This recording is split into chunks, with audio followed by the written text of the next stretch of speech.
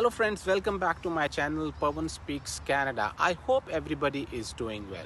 So a major update is coming from Canada and it's not the best news, I should tell you. The reports are showing a significant drop in study visa approvals. Yes, you have heard that right. The approval rate is now incredibly low, meaning many students are facing refusals. So a new analysis of Canadian government figures indicates that the approvals of international study permits are set to drop by nearly half in 2024. So in this video, I will discuss this report in detail, what exactly is in it, and at the end, I will also clarify whether this report is accurate or not. Is it really true that so many students are being rejected? So according to a report, the numbers are quite alarming and the news isn't that great. So to get full details on the student visa refusal, make sure you watch the entire video, and before that please subscribe to my channel because on this channel I keep on sharing such updated and important information from time to time. Without wasting any further time, let's get started. So before we get into the report, let me tell you that Canada has a set target of 3,64,000 study visa permits for 2024, and according to the current report, the refusal rate is sitting at 49%. This means that only 51% of students are getting approved. If this trend continue, only 2,31,000 students will be able to get visas this year, which is discouraging. So this projected approval count is roughly 47% lower than the 4,36,600 new study permits that were approved in 2023. This report paints a rather bleak picture, leading us to wonder why are these rejection numbers are really so high. Every time I create such videos, students comment saying that they applied to a certain course or college but were rejected, or they have applied for a master's program but still facing. So let me clarify that this 49% rejection rate applies globally, not just to India. The success rate for Indian students has generally been better. Countries like Nigeria and Uganda have success rate as low as 20%, which also factors into the global average. So the overall visa success rate for India is still better. I have few examples in which a student got refused in the first attempt and later got visa in 40 days. There are a few more examples that I wanted to showcase over here in which student got rejected initially but later got approved in just 30 days. I'm sharing these success stories to show that despite the negative report, there is still hope. Every year we hear rumors about high refusal rates, visa caps, and other bad news, but students continue to get visas. And even after facing refusals, often the issue is not with student profile, but the presentation like SOPs, which can make all the difference. Well, the projected drop is far more drastic than the prediction made by the Canadian Immigration Minister, Mr. Mark Miller, while announcing a 2-year cap on new study permits in the month of January. 2024, the cap is expected to result in approximately 3,64,000 approved study permits, a decrease of 35% from 2023. It was started by Miller during the announcement with an estimate 2,30,000 study permits projected to be processed in the last half of the year. Even the approval rate of 100% would not be enough, given that only 1,14,000 study permits were approved in the first 6 months of 2024.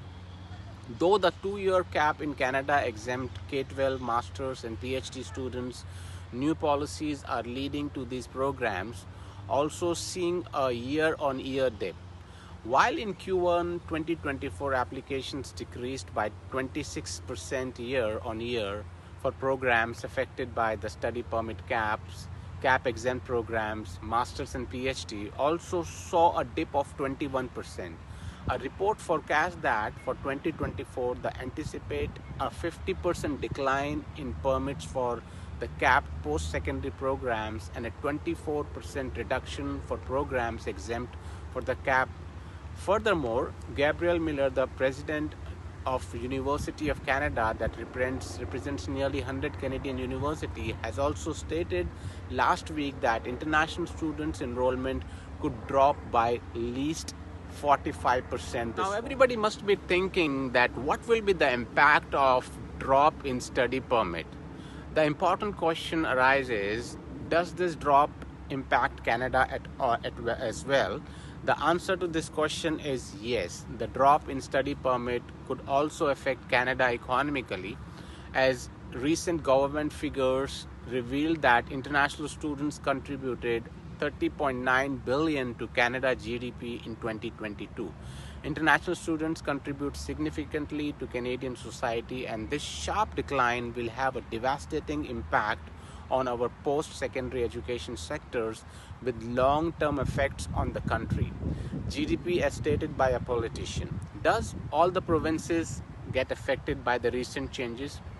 Some of the Canada's largest provinces, including Ontario and British Columbia, have also been affected by the recent changes, while 49% fewer post-secondary study permits for BC institutions were processed in Q2 2024 compared to Q2 2023. Ontario saw a 70% drop. As per the report, through provinces such as Nova Scotia, New Brunswick, and Prince Edward Island saw their international student population rise in 2023, a smaller influx is expected in 2024. This suggests that students' demand from applicants who might have previously applied to institutions in BC or Ontario did not entirely shift to other provinces, but instead likely shifted towards other destination countries entirely. As per the number of international students choosing to study in Canada from key source country has also seen a significant decline this year. Now everybody must be thinking, when will the approval rate improve? While it is possible that the approval rate may improve in July to December 2024 to max out the full number of possible study permits, demands would have rises as well as per the latest report. In an interview with the Globe and the Mail, IRCC spokesperson Jeffrey McDonald stated that though early signs indicate that cap is impacting study permit volumes, it's still too early to fully assess its consequences. So yes, the report says the refusal rate is 49%, and I won't sugarcoat it. That's too high, but don't lose hope. Even with this high refusal rate, students are still getting visas, especially with strong profile. If you have faced a rejection and you are nervous about reapplying, please don't panic. Please make sure that you provide proper documentation to make your case more stronger, and also ensure that you're able to provide all the required paperwork. This will increase your chances of getting that. So while this report might sound like bad news, remember it's an average figure and doesn't reflect India's true situation.